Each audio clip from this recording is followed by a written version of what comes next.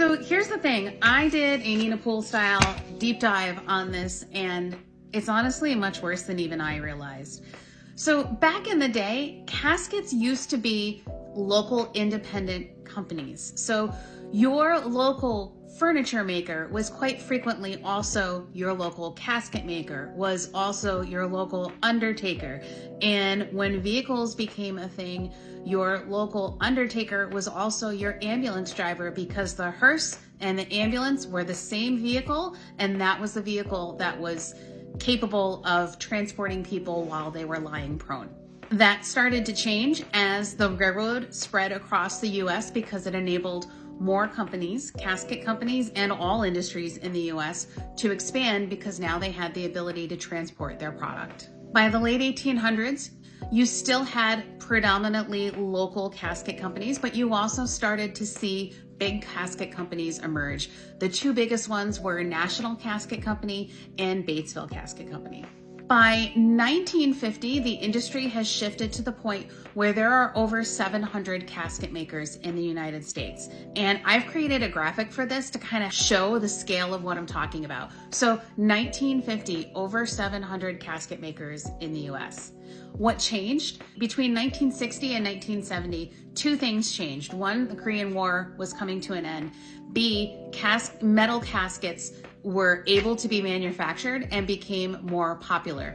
So in like years, metal caskets went from being zero part of the market to well over a third of the entire casket market. What that did is that metal caskets are difficult to make, and the front end cost of building the manufacturing equipment is really expensive. So you had a number of casket companies that couldn't keep up. You had some companies that were created from scratch and made nothing but metal caskets, but your companies that made wooden caskets either down, or they were sold to larger competitors that were able to do both. So during the 1970s and the 1980s, you're seeing casket companies starting to merge and close. And by 1992, there were only 211 casket makers in the US. We went from 700 to 200. By the year 2000, it was only 150. And to the best of my abilities, the number that I'm getting for 2023 is 62 casket companies in the US. So we have gone from 700 independent casket companies in 1950 to 62 total casket companies in 2023.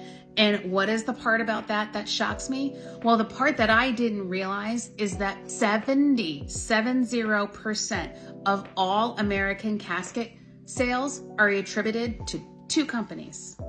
70%, that's most of the market, is owned by two companies. How many of those companies are independently owned? Neither of them. They are both owned by hedge funds. So for the longest time, York was one of the last independently owned casket companies that was out there. Aurora Casket Company was sold to private equity in 2014. York merged with Matthews and became public in 1996.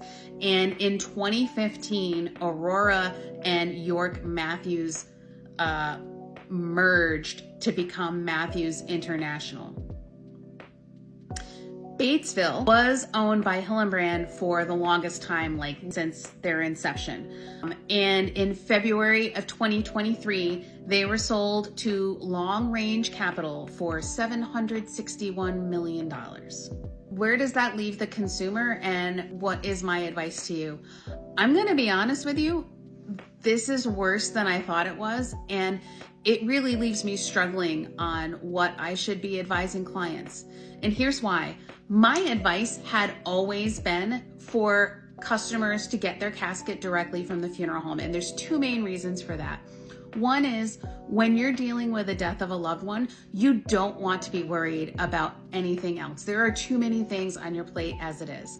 And when you're ordering a casket, if anything goes wrong with it, if it's late, if the delivery truck has a flat tire, if it's dented, if the hinge breaks, anything that can go wrong, the funeral home is the one that is responsible for worrying about it, for stressing about it, and fixing it, not you.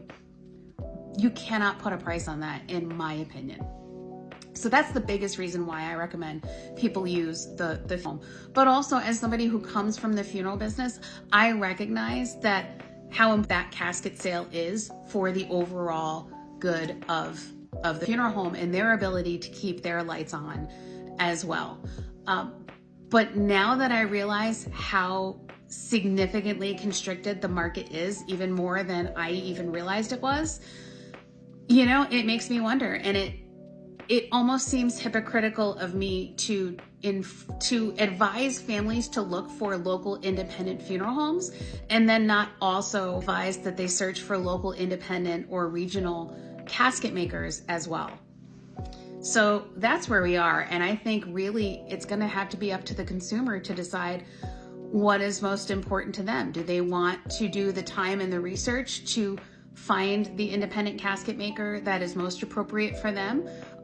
Or they want to allow the funeral director to take care of them and support these companies that are owned by hedge funds. Or choose a method of disposition that doesn't require a casket, like direct cremation, like green burial, like terramation, like aquamation. It's up to the consumer.